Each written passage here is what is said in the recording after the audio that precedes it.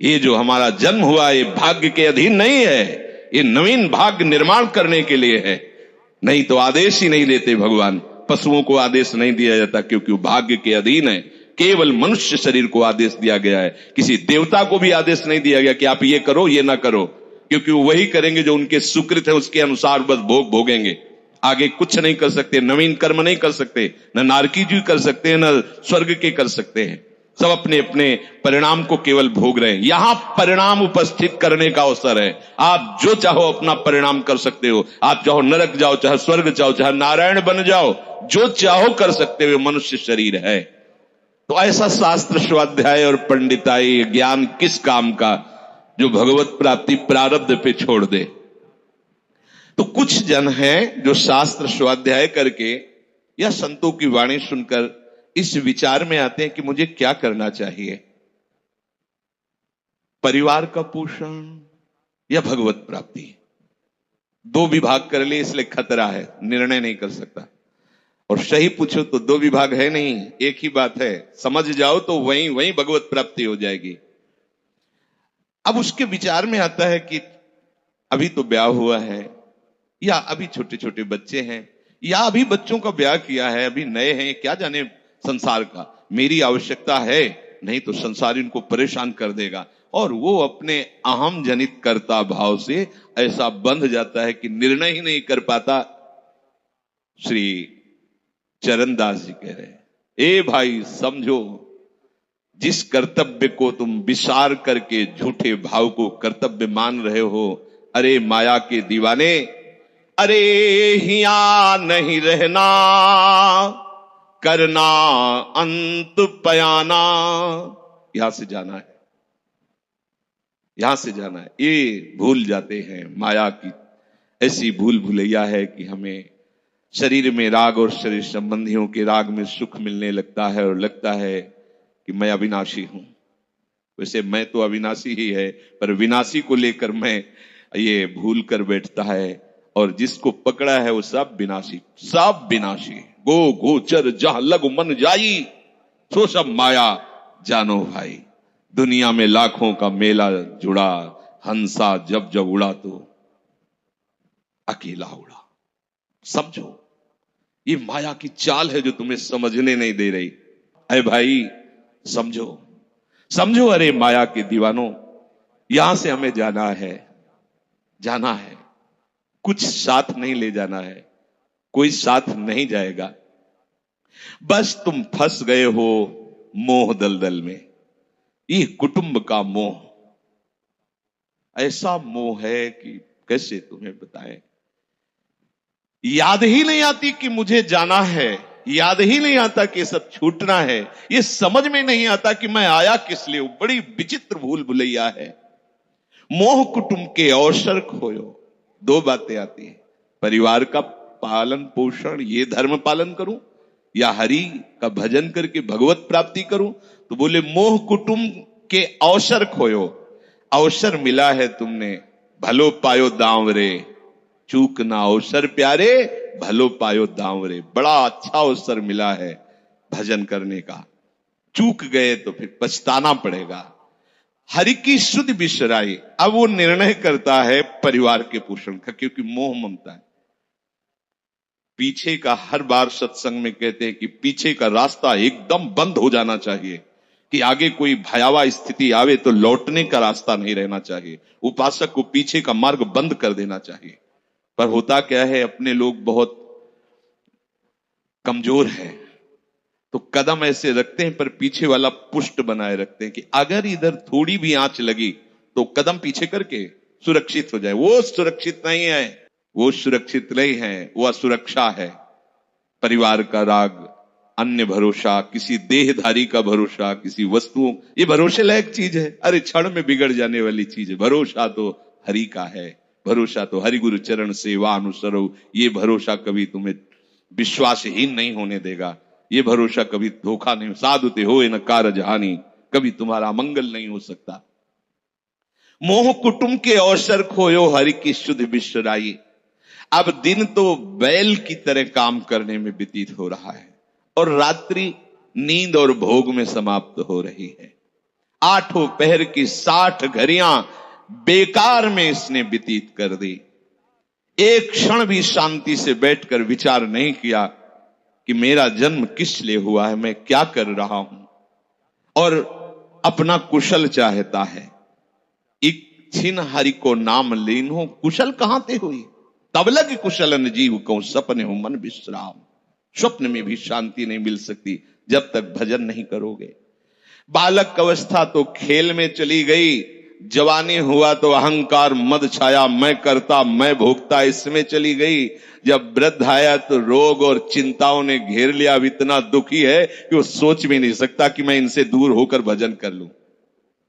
ये जो वो भजन का नाटक होता है, भजन में हम देखते हैं, ऐसे ही लगा रहता है, कैसे हो और बढ़िया है सब, और क्या करें, और मरने का ठौर आ रहा है, और क्या करें, तुम आए हो भजन करने के लिए और में भी फंसे हो, क्या कर दूं, कहां से कैसे व्यवस्था कर दूं। हम ही चला रहे हैं, भले वृंदावन में बैठे परिवार हमारे हम साथ चलेगा, हमारे ही, नहीं तो नष्ट हो जाएंगे।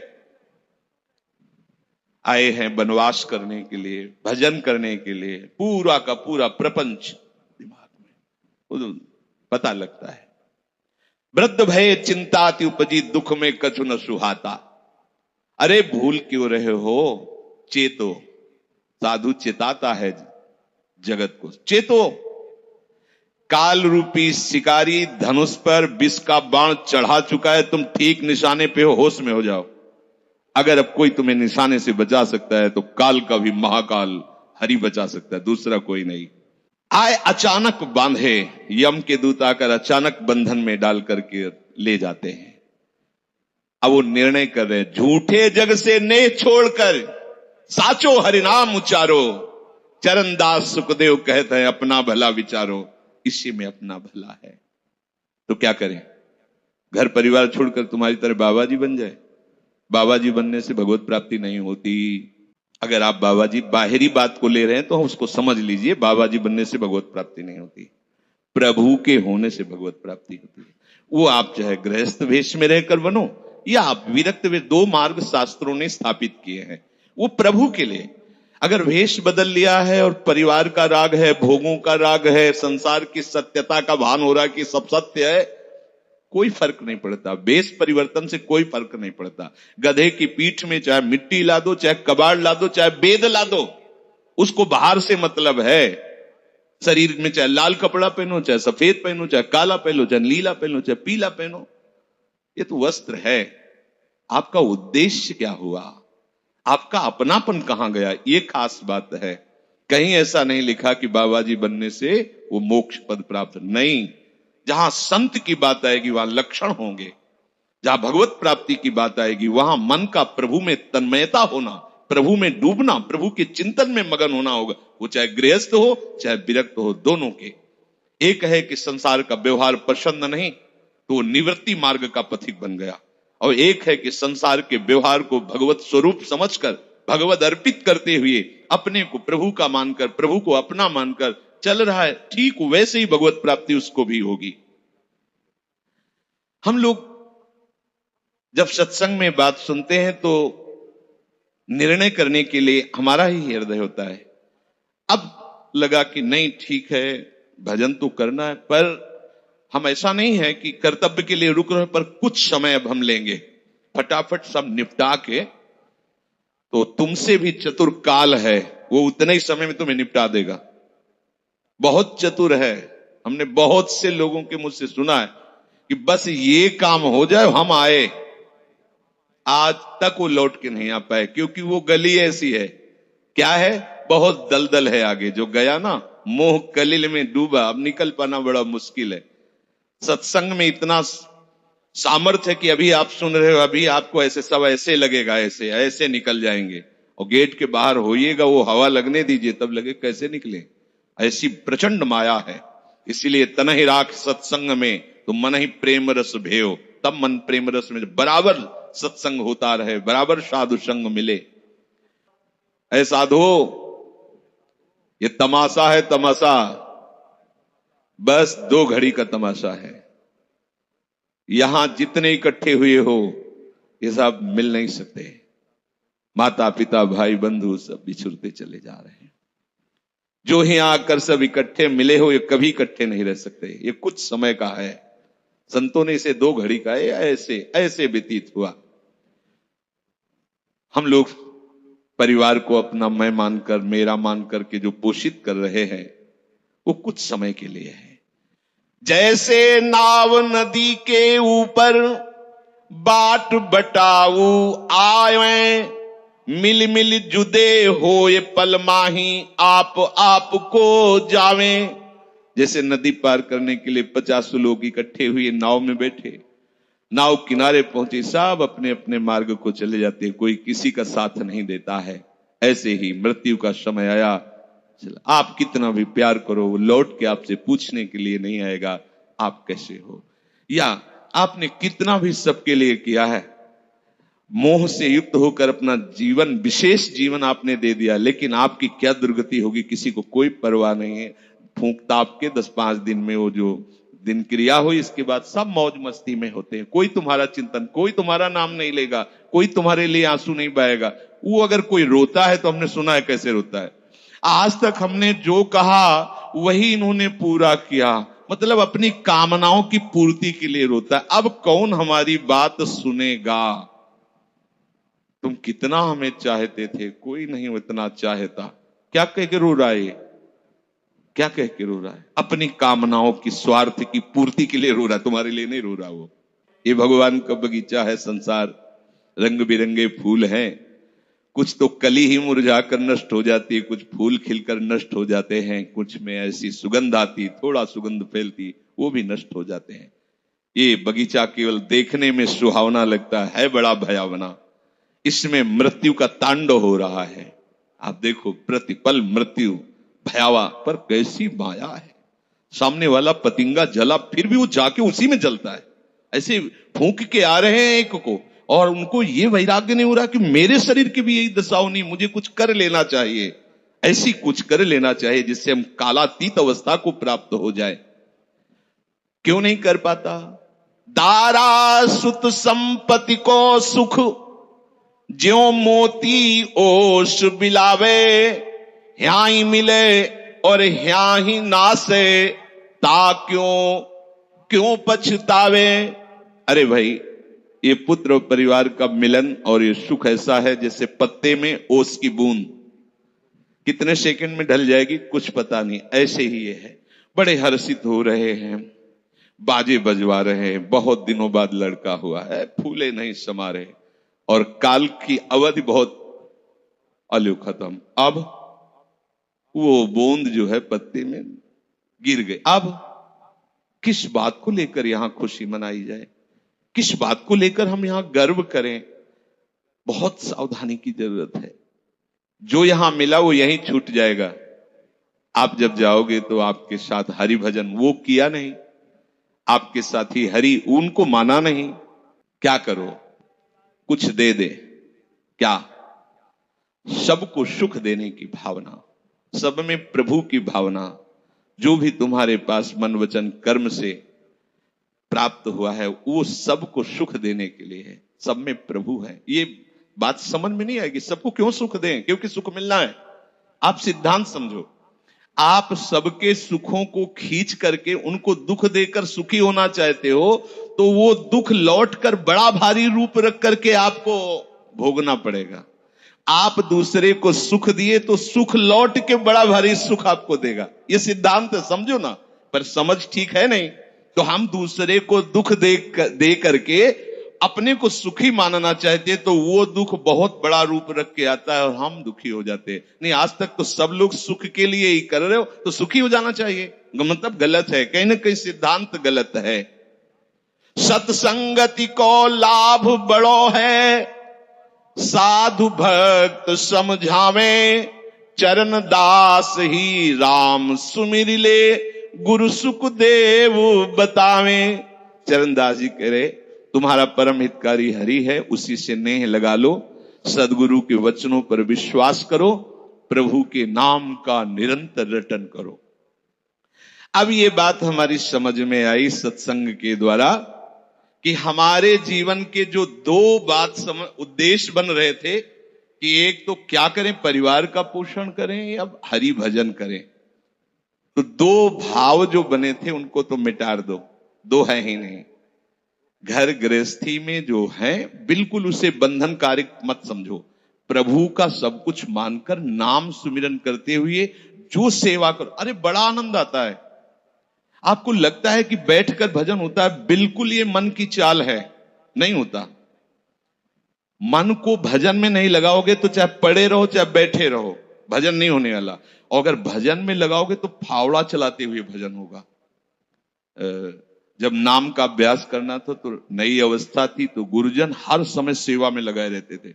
बड़ी बड़ी पत्थर की शिलियां आश्रम में थी, उठा उठा कर उनको जमा कर खोद के बना बराबर करना, तुलसी का बगीचा लगाना, गेंदे का बगीचा लगाना, और वृक्षों को हैंड पैप से भर भर के पानी 100 बाल्टी खूब सींचना खूब, और उसमें भी नाम स्मरण करना। और जो पूर्व सदगुरुदेव भगवान थे, बड़े ही बाहरी कठोर नियम वाले, और उस समय नाम का अभ्यास उसी समय करवाया गुरुदेव भगवान ने। ऐसे नाम पूरे में सोने लगाना, गुरुदेव भगवान की कृपा से ये समझ में आया। तो हमें लगता है कि कोई भी काम करते हुए भजन हो सकता है, कोई भी। अरे जब युद्ध हो सकता है तो और क्या बात है। अब बोलो आपका निर्णय कि मैं परमार्थ में जाऊं या व्यवहार ठीक करूं। हम कह रहे हैं वो व्यवहार ही परमार्थ बना लो ना, भागने की जरूरत कहां है। और जब आपकी अरुचि बढ़ेगी, वैराग्य बढ़ेगा, तो तुम्हें कोई रोक नहीं पाएगा, वो तो स्थिति आएगी। और अगर स्थिति के लिए बिना तुम भागोगे तो यहां के वही प्रपंच करोगे, यहां भी वही प्रपंच करोगे, भजन नहीं होगा। तो पहले तो साधक को इस बात को लेकर संदेह होता है कि संसार का व्यवहार करना कर्तव्य है या भजन करके भगवत प्राप्ति करना कर्तव्य। अब उसका सत्संग के द्वारा निर्णय होता है, चाहे शास्त्र का चाहे संतों का, कि नहीं नहीं मुझे तो इस जन्म में भगवत प्राप्ति करनी है। संसार के इन सब कार्यों को तो बहुत जन्मों में किया है, अब इस जन्म में भगवत प्राप्ति करनी है। ऐसा निर्णय सत्संग से होता है। जब ऐसा निर्णय हुआ तो भोग उसे कड़वे लगने लगे। ये शरीर का विलास, इंद्रियों का विलास उसको एक दुखद लगने, कैसे कैसे छोड़ूं, कैसे हटूं। अब उसी को वैराग्य कहते हैं। अब उसके अंदर वैराग्य बढ़ने लगा। जब वैराग्य बढ़ने लगा तो वो प्रभु की तरफ चलने के लिए उतावला हुआ। अब उसके सामने प्रभु की तरफ चलने के लिए जो बताने वाले वो शास्त्र हैं और वो संत जन हैं। अब इतने संत जन हैं कि उनकी सबकी अलग अलग साधना है, अलग अलग उपासना है। इतने शास्त्र हैं कि उनकी अलग अलग धाराएं हैं, और बिना इसके कल्याण नहीं होगा। हर सब कोई कहता है हमारा मार्ग ठीक है, सब सिद्धांत कहते हैं इससे भगवत प्राप्ति, इससे भगवत प्राप्ति, इससे ऐसा, इससे। वो साधक फंस जाता है कि चलूं तो किस में चलूं। उसके सामने साध्य और साधन विषयक तरह तरह के भेद साधकों के द्वारा, संतों के द्वारा, भक्तों के द्वारा डाले जाते हैं सामने। फिर शास्त्र को पढ़ता तो बहुत सी बातें शास्त्र में निकलती हैं। अब वो बेचारा परेशान हो जाता है कि अब मैं क्या करूं। संसार का तो सत्संग के द्वारा समझ लिया कि ये ठीक नहीं, मुझे भगवत प्राप्ति, पर कैसे भगवत प्राप्ति करूं। अब इसका निर्णय करना उस नवीन साधक के लिए बहुत कठिन होता है। परंतु भगवत कृपा का वो जिसने आश्रय ले लिया वो यहां टिकता नहीं इस संशय में। परमार्थ भगवत कृपा से पुष्ट होता है। सबसे पहले प्रभु हरि को गुरु बनाना चाहिए, वही सबके गुरु हैं। जब हम घर से निकलने की सोच रहे हैं उस समय वो सोच भी गुरु दे रहा है, वो हरि गुरु उस समय सोच भी दे रहा है वही। तो जब हमारी ऐसी स्थिति आती है कि हम निर्णय नहीं कर पाते तो अंदर से प्रभु को पुकारना चाहिए, हे गुरुदेव हरि, आप प्रकट रूप में मिलो और मेरा समाधान करो। अब जो ही वो अंदर से ऐसी दशा में प्रभु की शरण होकर के पुकारता है तो भगवत कृपा उसे सदगुरुदेव के रूप में प्राप्त हो जाती है। ये ओहो, जो मैं खोज रहा था वो मिल गया। वो अंदर से भगवान उसको वहां पहुंचा देते हैं, वो बात सुनवा देते हैं, वो संयोग बैठाल देते हैं, जिससे उसके सारे संशय नष्ट हो जाते हैं। अब वो संपूर्ण शास्त्र और संपूर्ण संतों के मत को प्रणाम करके अपने गुरुदेव की आज्ञा पर चलने लगता है। अलग अलग वर्णन है संप्रदायों के सिद्धांत, अलग अलग शास्त्रों की युक्तियां वर्णन है। हम कितनी युक्तियां कितनी चलेंगे तो एक युक्ति में ही। तो इतनी बात समझ लेना है कि हम प्रभु के अंश हैं, इसमें किसी भी संप्रदाय का कोई कटाक्ष नहीं। जीव प्रभु का अंश है, इसमें किसी भी संप्रदाय की कोई टिप्पणी नहीं है ना, ठीक है।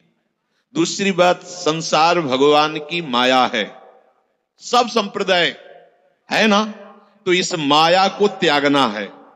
बात समझ में आ गई। तीसरी बात है भगवत प्राप्ति करनी है। ये तीन बातें किसी भी संप्रदाय में कहीं भी कोई काट नहीं इनकी।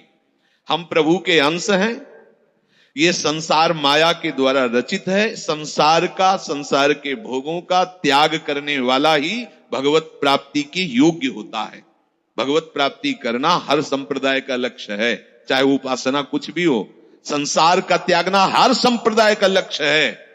कोई भी आप शास्त्र सिद्धांत या संप्रदाय देखिए, संसार के भोगों का, संसार की आसक्ति का त्याग, और हम प्रभु के हैं, ये सिद्ध बात है। किसी भी संप्रदाय में हो, जीव भगवान का अंश है, ये निश्चित बात है। तो ऐसा निर्णय गुरुदेव की कृपा से स्वाभाविक हो जाता है कि अब सब सिद्धांतों को भले सुन लें, लेकिन हमें चलना का हमें पता है।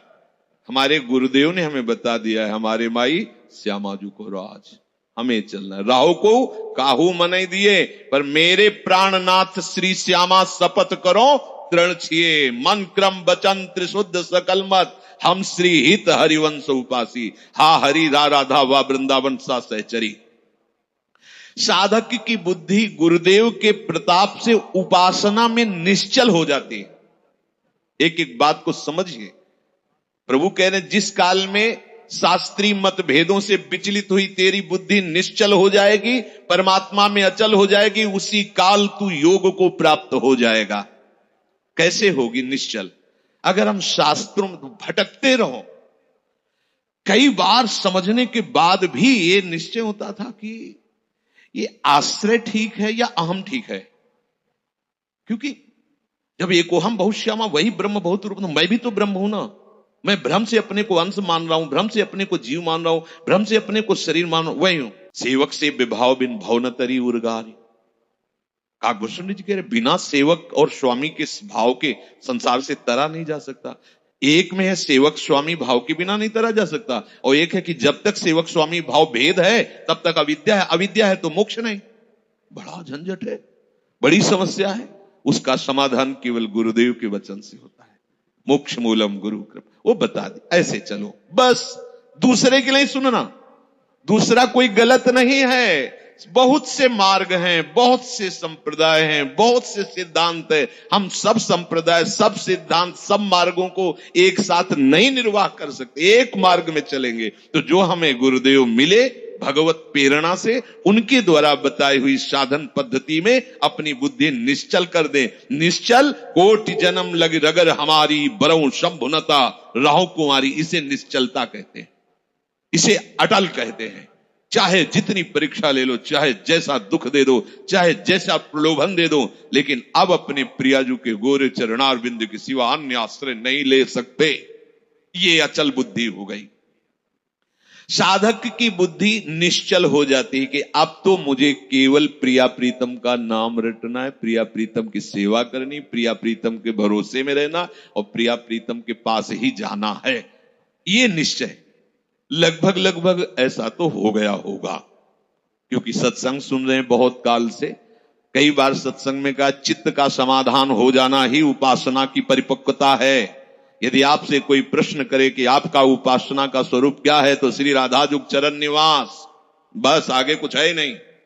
हमारा केवल उपास्य तत्व प्रेम, प्रेम का मूर्तिमान स्वरूप लाडली, लाडली के गोरे चरणारविंद, बस।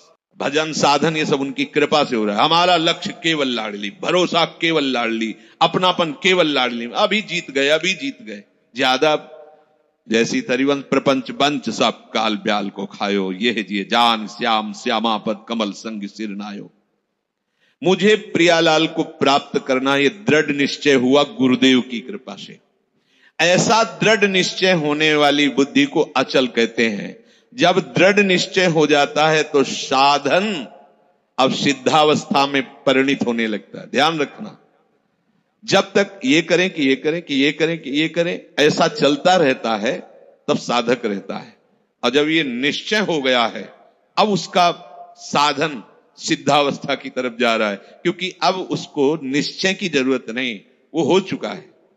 प्यारी जो प्यारे जो वृंदावन धाम, नाम रूप लीला उनके गुणों का गायन, ये हमारा तय हो चुका है, इसमें कोई मिलावट नहीं होगी। अब साधन नहीं हो रहा, अब वो धीरे धीरे परिपक्व हो रहा है, गाढ़ हो रहा है, वो सिद्धावस्था की तरफ जा रहा है। तभी प्रभु कह रहे हैं कि बुद्धिस्तदा योग मवाप्स्यसि, अब वो योग को प्राप्त हो रहा है। निश्चय हो गया, अब योग को प्राप्त। देखो निश्चय है कि नहीं, ना हो तो कर लीजिए। अब हमें साधन संबंधी जिज्ञासा नहीं रहनी चाहिए कि मुझे क्या करना है। अगर ये जिज्ञासा रही मुझे क्या करना है, तो सब किया कराया माटी हो गया। मुझे क्या करना है, प्रियाजू कहूं, प्रियाजू के लिए श्वासें, प्रियाजू के लिए शक्ति है, उन्हीं के द्वारा दी, उन्हीं की, चाहे गृहस्थी में हूं चाहे विरक्ति में हूं, प्रियाजू कहूं, प्रियाजू के लिए चेष्टा करो। प्रियाजू ही हमारी मालिक है, हमारे जीवन का पूरा अधिकार प्रियाजू को है। अब वो दुख दें सुख दें, लाभ है हानि है, दुर्गति है, नरक है स्वर्ग है, इसकी मुझे कोई परवाह नहीं। इतना तो निश्चय हो जाना चाहिए।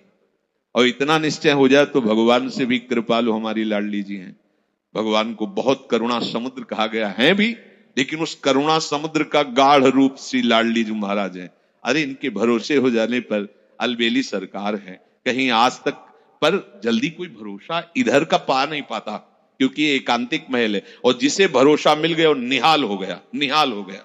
अब उसे प्रियाजू के साथ नित्य संयोग का अनुभव होने लगेगा। ध्यान दीजिए, बुद्धि का निश्चय, उपासना का परिपक्व अवस्था की तरफ पदार्पण हो रहा है।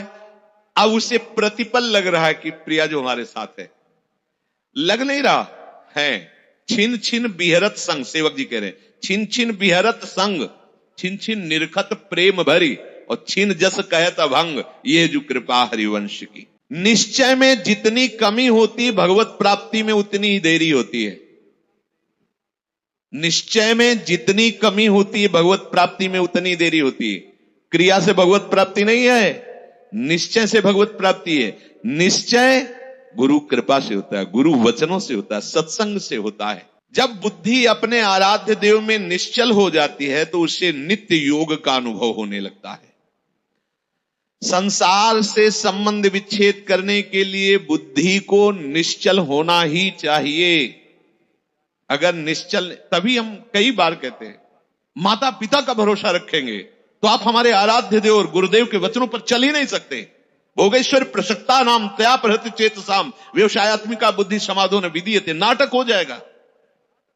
अगर ऐसा होता तो रघुनाथ दास गोस्वामी जी जगन्नाथ जी में अखंड भंडारा शुरू कर देते।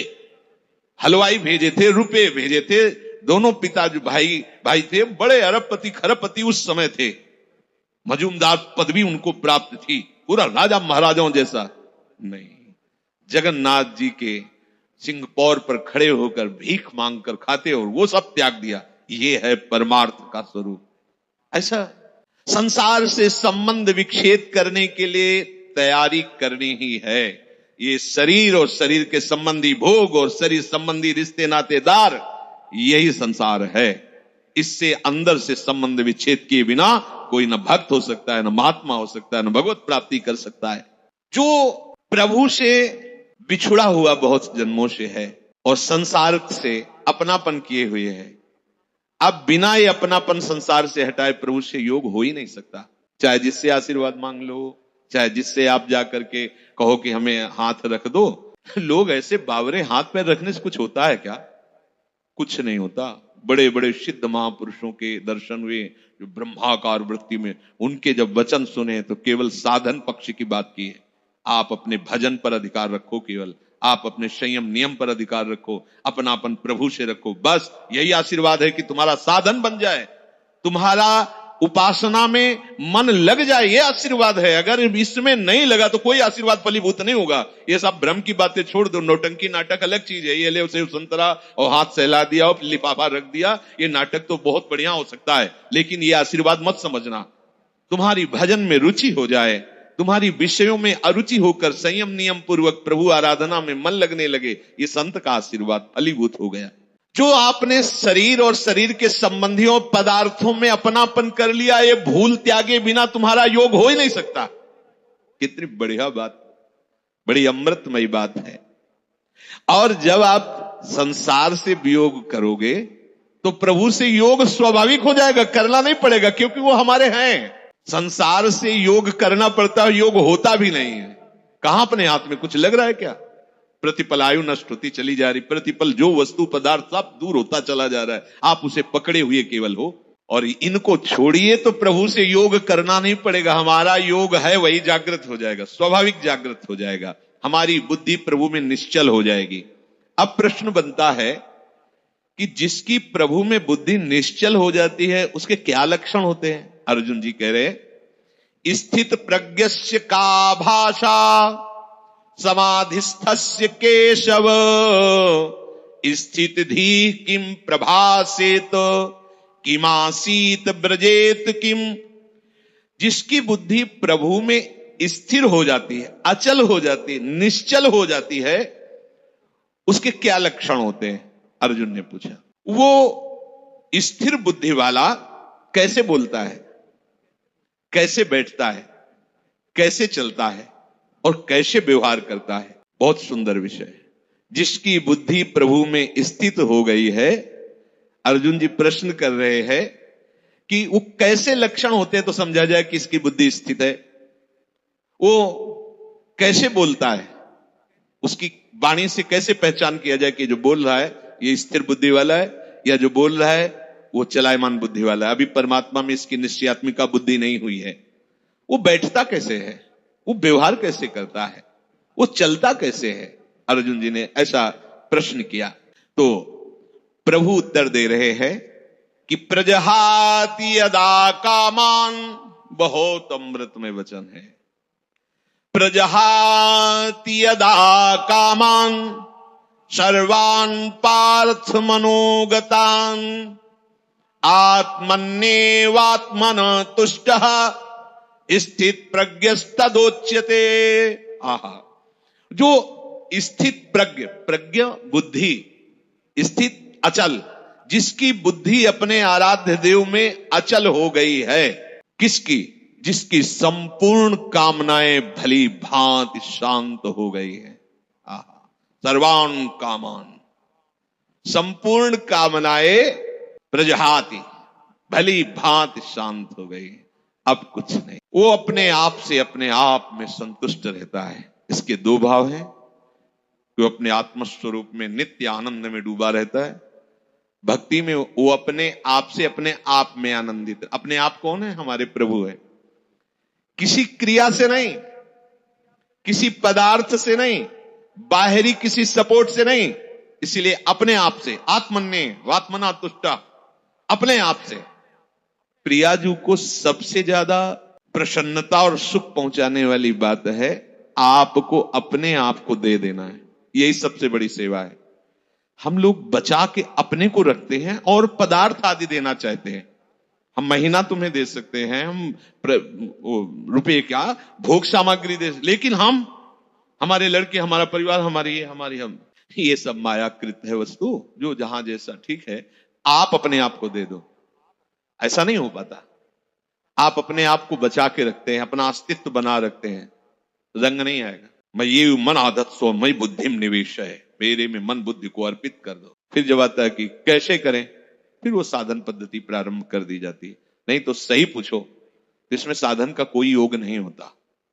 आप समझ नहीं पाते, इसलिए साधन का योग कि करो, धीरे धीरे आपकी जो पूर्वाभ्यास हो मिटे, तब ये बात सीधे प्रियाजू की प्राप्ति के लिए आप पर्याप्त हैं। निश्चय कर लो श्यामाजू की सेवा। अब जैसी दिनचर्या है उस पर थोड़ी दृष्टि डाल लो कि श्यामाजू के विरुद्ध आचरण ना होने पाए। मस्त रहो, भरोसे पे मस्त रहो। देखो सारे सद्गुण दैवी संपदा आपके अंदर आ जाएगी। सारे शरीर को स्वीकार करके भोगों में सुख है ऐसा माना तो सारी आसुरी प्रवृत्ति आ गई है।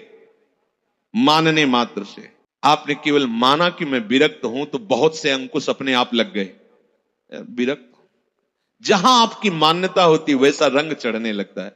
मैं प्रियाजू का हूं, प्रियाजू मेरी हैं, ऐसी मान्यता से सारे वो भागवतिक सद्गुण आ जाएंगे जो महात्मा में होते हैं, जो रसिकों में होते हैं, जो भगवत प्रेमियों में होते हैं।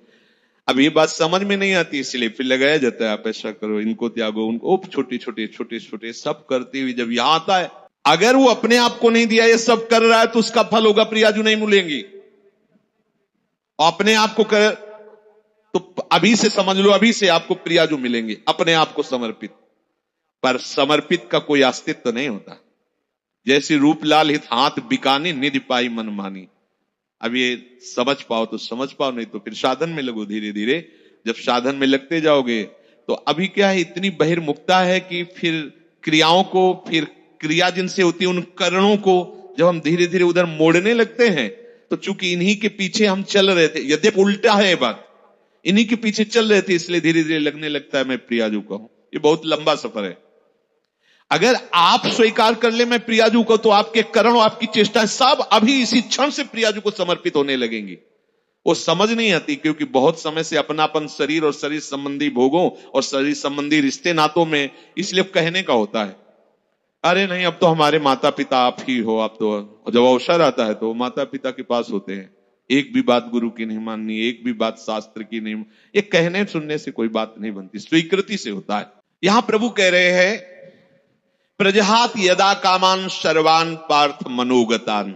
जब उपासक ये निश्चय कर लेता है कि प्रभु के सिवा मेरा कोई नहीं। अब जो कामनाएं होती वो सुख के लिए होती, कोई भी कामना, ये खाऊं, ये देखूं, ये सुनूं, चलो हमारी ऊंची स्थिति नहीं, पर उसे हम प्रियाजू के ऊपर छोड़ देते हैं। अगर हमें हलवा मिलना है पाने को, तो तुम ना करो, तुमको वही पाना पड़ेगा। जिधर भी जाओगे हलवा मिलेगा, क्योंकि तुम्हें पाना है प्रियाजू को पाना। और नहीं पाना है तो चिंतन ही करते रहो, मिलना नहीं है। क्योंकि आप तो काहे को चिंतन, अगर कामना स्फुरित भी होती है तो उसे सीधे प्रियाजू को समर्पित करो। देखो प्रियाजू ये बात है, एक तो समर्पित करने की जरूरत नहीं, उनका मकान वो खुद जान रहे, कौन सी खिड़की टूट रही, कौन सा कहां क्या हो रहा, उनका मकान है ये, बिल्कुल सीधे समझो। जब मकान नाम में कर दिया तो उसकी छिपकली भी उसी में हो गई, जाला भी हो गया, मकरी भी हो गई, और उसकी जो गंदगी वो भी उन्हीं के नाम हो गई। आप समझो, बिल्कुल समझो, मकान नाम हो गया ना, जैसे कहते सब पूरा हो गया, उसमें अच्छा बुरा जो भी था सब नाम, ऐसे ही जीवन प्रभु के हवाले कर दिया। अब आप निश्चिंत। एक सूत्र नारद जी ने लिखा है कि जो उपासक ऐसा समर्पित हो जाता है, उसके काम क्रोध लोभ मोह मद मत्सर ये भी समर्पित हो जाते हैं, ये सब भगवत स्वरूप हो जाते हैं। ये विरोध तभी करते हैं जब हम भगवत विमुख है, देहाभिमानी, इसलिए जलाते हैं, हमें भ्रष्ट करते हैं। और जिस समय आप भगवत समर्प, तो ये सब भगवत स्वरूप हो जाते हैं, ये सब प्रभु को समर्पित हो जाते हैं। जिस समय उपासक मन में आई हुई संपूर्ण कामनाओं को भली भांति त्याग देता है। अब ये थोड़ा समझना होगा यार, रुक के। हमारे अंदर जो सुख भोग की लालसा, यही कामना पैदा करती है। हम कहते हैं ठीक है तुम्हें कोई ज्ञान नहीं, पर एक पर विश्वास कर लिया, जिससे मान लो आप यहां अधीन हो गए राधा के लिकुंज में स्वामी जी के, तो अब तुम्हें इच्छा करने की क्या जरूरत है कि हमको ये भोजन में मिले, क्योंकि तुम थोड़ी, अब तो जो श्री जी का भोग लगेगा वो आपको मिलेगा। अगर आपके अंदर आता भी है अज्ञान के कारण, यद्यपि आपको जरूरत नहीं किसी भी भोग की, आप बहुत सुख स्वरूप हैं, किसी भी भोग से आपको सुख नहीं मिला है, न मिलेगा और न है, आप इतने सुख सिंधु हैं कि बिल्कुल ये समझ लो तटस्थ हैं। जैसे प्रभु सुख राशि, ऐसे आप भी सुख राशि, ईश्वरंश जीव अविनाशी, चेतन अमल सहज सुख राशि। पर अपने स्वरूप का बोध न होने के कारण शरीर भाव से आपके अंदर जो कामनाएं, तो जब शरीर समर्पित कर दिया तो कामनाएं भी समर्पित हो गई। अब आपको चाहिए कि धैर्य पूर्वक ये देखो कि हमारे अंदर जो कामनाएं हो रही हैं वो विषय सेवन के लिए हो रही हैं। अब मेरा अधिकार नहीं है, क्योंकि श्री जी को समर्पित है। अगर ये होना होगा तो अब हमको इसके विषय में नहीं सोचना है, अब वो हमारे योगक्षेम का वहन करेंगे, अब हमें चिंता नहीं करनी। इस भाव से कामनाओं के जो आप जलन में जलते उसको त्यागो, क्योंकि बिना कामना त्यागे आगे बात नहीं मिली। कामना करते, क्यों कामना करते हो? सच्ची मानिए, जैसे बिना कामना के तुम्हें दुख भोगना पड़ता है, ऐसे बिना कामना के सुख भोगना पड़ेगा। अच्छा, ये तो कर्म की बात कही, लेकिन हम कर्म के आश्रय में थोड़ी, प्रियाजू के आश्रय। अब जिससे आपका मंगल होगा वही वस्तु, व्यक्ति, स्थान आपके संयोग में आने देंगी, नहीं आने देंगी।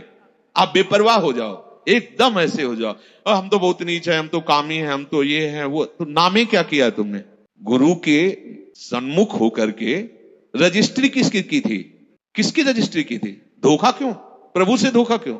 तनुवांग मनोभीर, शरीर मन वाणी लिखित, हे गुरुदेव। इस शरणागति का मतलब क्या होता है?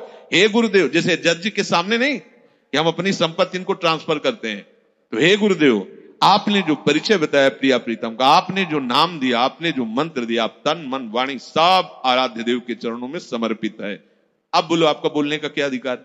आप पूरे के पूरे अहम में रहते हो, लिखा पढ़ी भी कर देते हो, कैसे होगा? मान लो ये जमीन किसी ने लिख गई श्री जी के नाम, और वाकई यहां सत्संग नहीं होगा, कैसे तुम ऐसा कैसे बोल सकते हो? ऐसे ही होता है। आप कहते हो कि तनुवांग मनोभीर मलय सोहम तविवाश्रित, और इसके बाद अहंकार का खेल दिखाते हो, तो दिव्य शक्तियां जो आपको धक्का मार के बाहर निकल, झूठा कहीं का। नहीं तो भगवत प्राप्ति हो गई है, किसी साधन से नहीं, श्री जी के नाम में कर दिया। श्री जी के नाम में कर दो ना, अंदर की बात है, किसी की बात थोड़ी बताने की बात। अब आप अभी निश्चिंत हो गए, जब पवाएंगे पालेंगे, जब सुलाएंगे सो जाएंगे, जब जगाएंगे जग गए, जब जो सेवा करवा रहे हो सेवा हो रहे, नहीं हो रहा तो हमारी भगवत प्राप्ति है। क्योंकि हम जितने बूढ़े शरीर वाले हो चाहे जवान शरीर वाले हो, क्रियापरायण हो चाहे निष्क्रिय हो, हम अपने आप को श्री जी के हवाले कर दिया है। कामी है, क्रोधी है, लोभी है, मलिन है, जैसे भी है, जैसे पूरा का पूरा मकान आपके नाम। अब बेपरवाह हो जाओ, पर करते नहीं हो इसीलिए बेपरवाह नहीं हो। अगर कर दो तो अभी नाच पड़ोगे, बाजी जीत। तभी तो बलिहारी गुरु चरणों की होती है, ऐसे थोड़ी बलिहारी।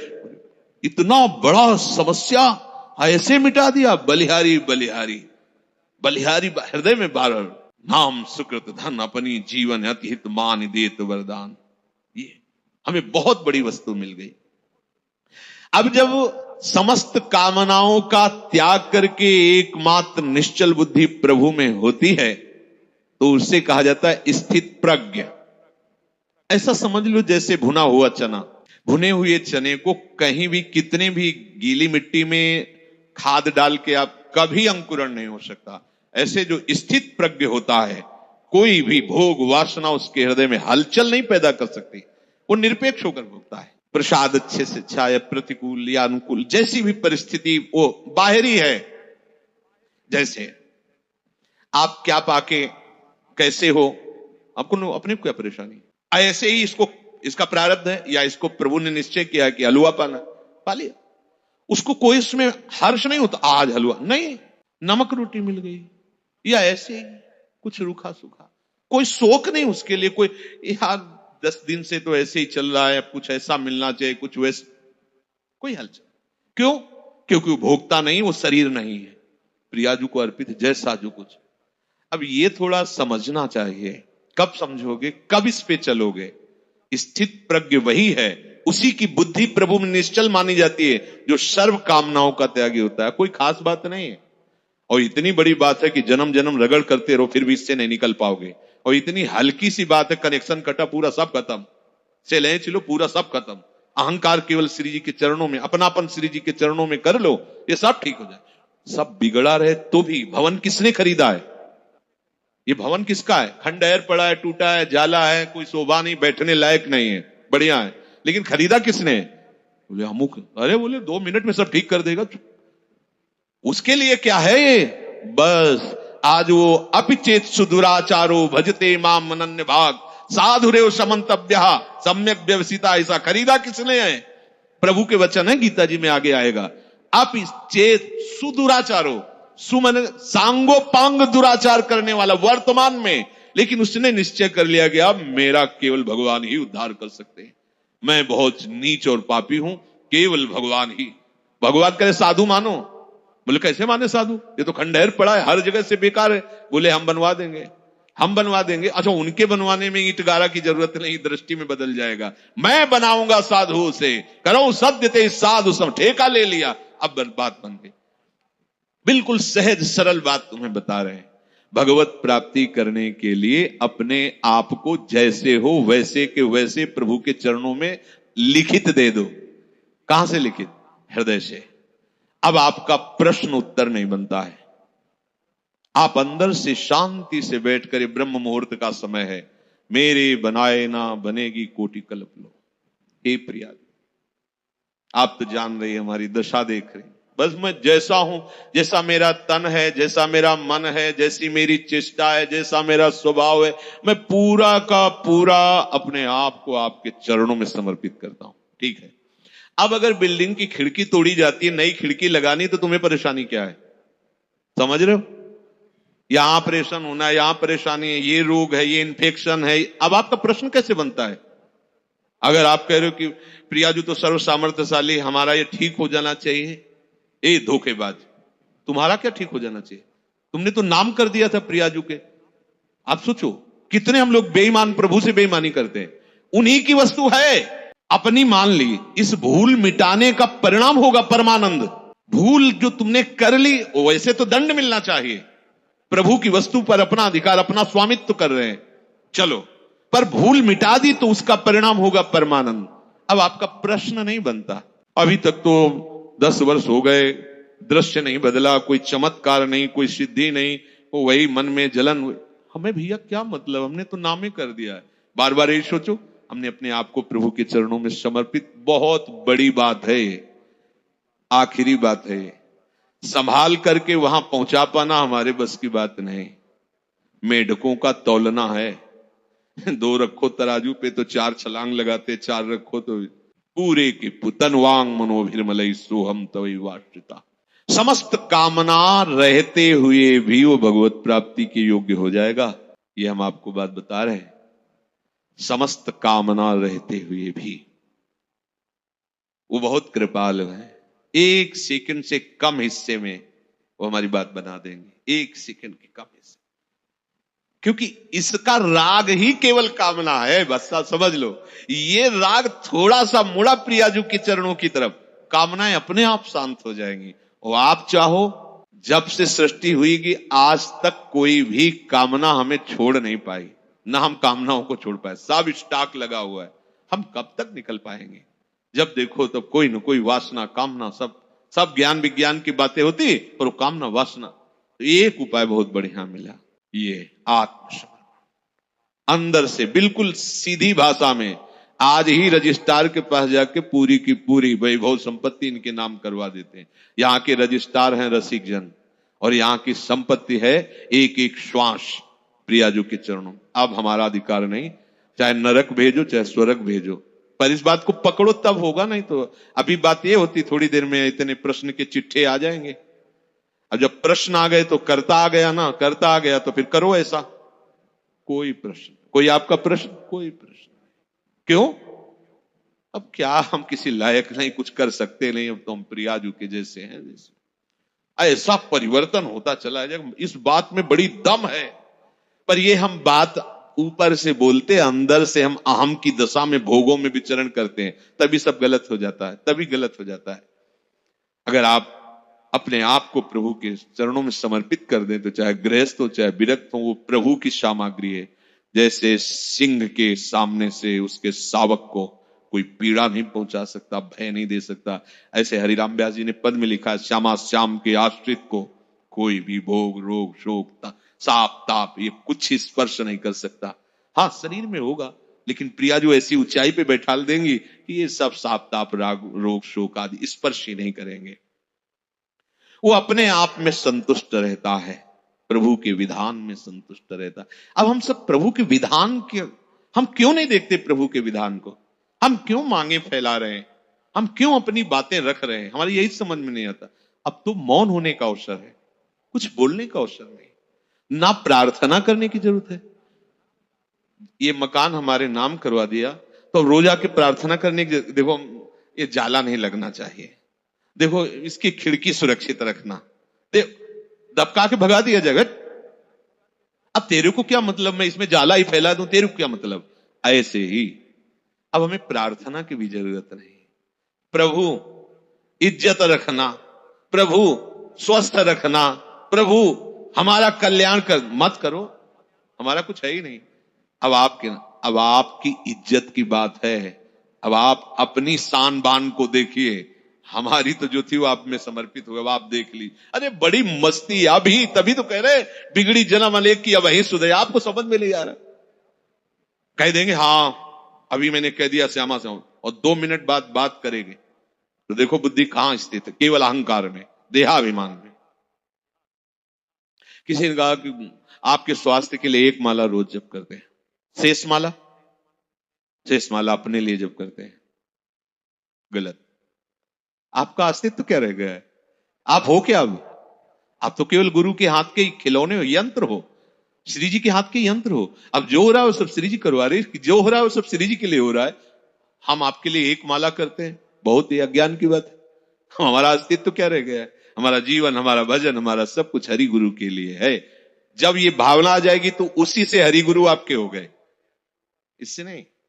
ये भावना जब आ गई उसी से हरि गुरु आ। बड़ा मस्ती का मार्ग है। छोड़ो, बस छोड़ो, तुम्हारे बस की बात नहीं है। जिनके बस की बात है उनके हवाले अपने आप को कर दो अंदर से।